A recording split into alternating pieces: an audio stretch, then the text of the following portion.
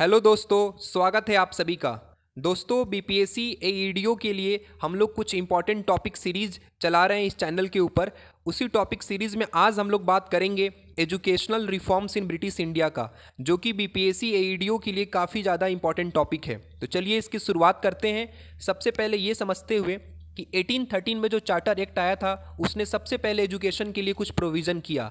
इस charter act में 1 lakh rupees as a annual fund education के लिए फर्स्ट टाइम दिया गया था। ये आपको याद रखना है, अगर क्वेश्चन पूछता है कि 1 lakh rupees annual fund for education first time कब दिया गया, तो 1813 में जो चार्टर एक्ट आया था उसके अंतर्गत ये दिया गया था। लेकिन इस पूरे प्रोविज़न का अच्छे से इम्प्लीमेंटेशन नहीं हो पाया था। तो 1813 में जो प्रोविज़न एजुकेशन के लिए हुए वो फेल हो गए थे दोस्तों। इसके बाद सेकेंड जो एफर्ट किया गया एजुकेशनल रिफॉर्म्स के लिए इंडिया में, ब्रिटिश इंडिया के टाइम में, वो मैकॉले के टाइम पे हुआ, जिसे हम लोग 1835 में देखते हैं मैकॉलेज मिनट के नाम से। इसमें इंग्लिश को मीडियम ऑफ इंस्ट्रक्शन बनाया गया। तो दोस्तों, अगर पूछे आपसे एग्जाम में कि सबसे पहली बार मीडियम ऑफ इंस्ट्रक्शन इंग्लिश को कब बनाया गया, तो 1835 में मैकॉलेज मिनट के अकॉर्डिंग बनाया गया। और इसका एम था दोस्तों कि इंडियंस को ब्लड और कलर में इंडियन रखना, लेकिन टेस्ट में इंग्लिश बना देना। इसलिए इसने इंग्लिश को मीडियम ऑफ इंस्ट्रक्शन वहाँ पे यूज़ किया, और हम लोग आज भी इसी मीडियम को यूजुअली फॉलो करते हैं। और इस पूरे मैकॉलेज के मिनट ने जो एंग्लिस्टिक और ओरिएंटलिस्ट का जो डिबेट था उसको ख़त्म कर दिया। मतलब जो अंग्रेज़ों और भारतीयों के बीच में एजुकेशन को लेकर डिबेट था कि कौन सा मॉडल, कौन सा मीडियम अपनाना चाहिए, उसको ख़त्म कर दिया इंग्लिश मॉडल इंप्लीमेंट करके। इसके बाद दोस्तों, सबसे इम्पॉर्टेंट रिफॉर्म जो हुआ एजुकेशन में ब्रिटिश इंडिया के टाइम पे, वो था 1854 का वुड्स डिस्पैच। और इसीलिए इसको हम लोग Magna Carta of English education कहते हैं, क्योंकि वुड्स डिस्पैच के अकॉर्डिंग 1854 के इस रिफॉर्म के अकॉर्डिंग दोस्तों कलकत्ता, बम्बे और मद्रास में यूनिवर्सिटीज़ ओपन हुई। इसीलिए हम कहते हैं कि हमारे इंडिया के सबसे ओल्डेस्ट यूनिवर्सिटीज़ यही 3 हैं, कलकत्ता, बम्बे और मद्रास। और चौथा ओल्ड यूनिवर्सिटी दोस्तों इलाहाबाद यूनिवर्सिटी है। इसके बाद वर्नाकुलर स्कूल्स खोले गए, जो जो छोटे छोटे विलेजेस हैं उनमें जो जो लोकल लैंग्वेजेस में पढ़ाने वाले स्कूल्स हैं उसको खोला गया। और एजुकेशन डिपार्टमेंट हर एक प्रोविंसेस में खोले गए दोस्तों। तो ये 1854 का जो वुड्स डिस्पैच है, जिसे Magna Carta of English education कहते हैं, ये बहुत ही ज़्यादा इंपॉर्टेंट है।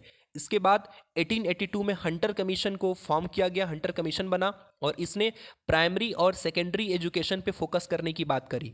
इसके बाद वोकेशनल ट्रेनिंग और टीचर ट्रेनिंग को भी प्रमोट किया हंटर कमीशन ने। तो क्वेश्चन पूछेगा अगर आपसे कि वोकेशनल ट्रेनिंग और टीचर ट्रेनिंग को प्रमोट किस कमीशन के द्वारा किया गया, तो हंटर कमीशन। और दोस्तों, वो कमीशन किस ईयर में बना था? 1882 में बना था, आपको याद रखना होगा।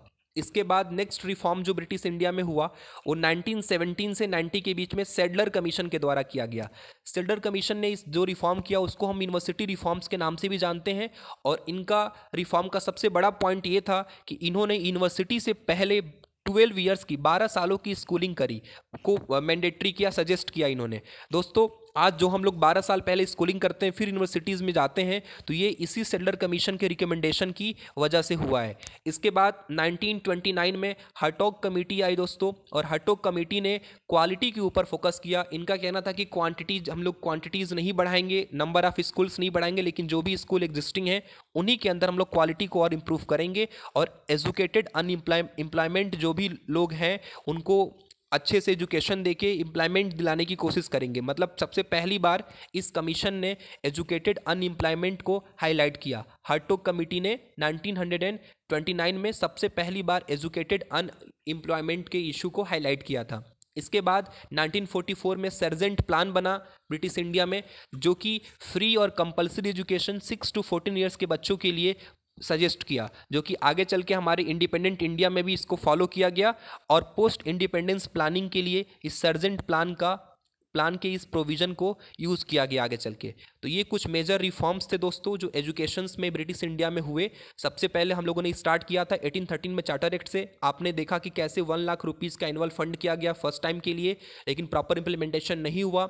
फिर 1835 में मैकॉलेज का मिनट आया, जो कि मीडियम ऑफ इंस्ट्रक्शन इंग्लिश किया, और साथ में एंग्लिस्टिक और ओरिएंटलिस्टिक का डिबेट को खत्म किया। 1854 का सबसे इंपॉर्टेंट रिफॉर्म है जो वुड डिस्पैच के नाम से जाना जाता है, जिसे Magna Carta of English education भी कहते हैं, जो कि 3 यूनिवर्सिटीज़ आपके कलकत्ता, बॉम्बे और मद्रास को इस्टेब्लिश करवाया दोस्तों। इसके बाद हंटर कमीशन 1882 में आया, और इसने प्राइमरी और सेकेंडरी एजुकेशन पर फोकस किया था दोस्तों, ध्यान रखना है आपको।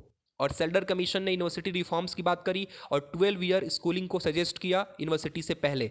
और हार्टोग कमेटी ने सबसे पहली बार क्वालिटी पे बात किया और एजुकेटेड अनएम्प्लॉयमेंट को हाईलाइट किया। इसके बाद सर्जेंट प्लान बना जो कि फ्री और कंपलसरी एजुकेशन 6 to 14 ईयर्स के बच्चों के लिए सजेस्ट किया और आगे हमारा पोस्ट इंडिपेंडेंस प्लानिंग में हेल्प किया। तो आप देख सकते हैं इतने तरह के एजुकेशनल रिफॉर्म्स हुए हैं। जो मेजर एजुकेशनल रिफॉर्म्स हैं उनको हम लोगों ने देख लिया ईयर वाइज, आप इनको याद रखिएगा। इनसे आपके आने वाले बीपीएससी एईडीओ एग्जाम्स में 1 या 2 क्वेश्चन जरूर देखने को मिल सकते हैं। कुछ हम पीवाईक्यूज भी देख लेते हैं जैसे जो पहले पूछे गए हैं। इसमें सबसे मेन देखिए आप, which dispatch is called Magna Carta of English education. अभी हम लोगों ने पढ़ा वुड्स डिस्पैच 1854 का इसे मैग्ना कार्टा कहते हैं। इसके बाद who introduce English as a medium of instruction, Macaulay's minute ने इंट्रोड्यूस किया था 1835 में दोस्तों।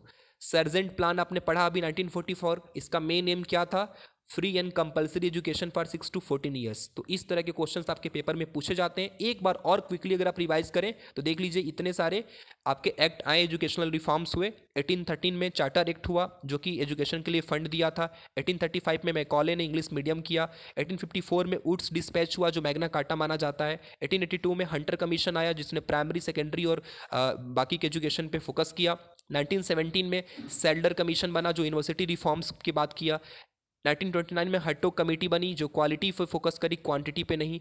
1944 में सर्जेंट प्लान बना जो कि free and compulsory education 6 to 14 years के बच्चों के लिए सजेस्ट किया। तो इतने आपके रिफॉर्म्स हुए एजुकेशन के सेक्टर में ब्रिटिश इंडिया में। इनको आपको याद रखना है ईयर वाइज और ये आपके आने वाले बीपीएससी के एईडीओ एग्जाम के लिए काफ़ी ज़्यादा इंपॉर्टेंट साबित होगा। ओके दोस्तों, तो धन्यवाद आपको इस वीडियो देखने के लिए। मैं इसका पूरा पीडीएफ आपको प्रोवाइड कर दूंगा।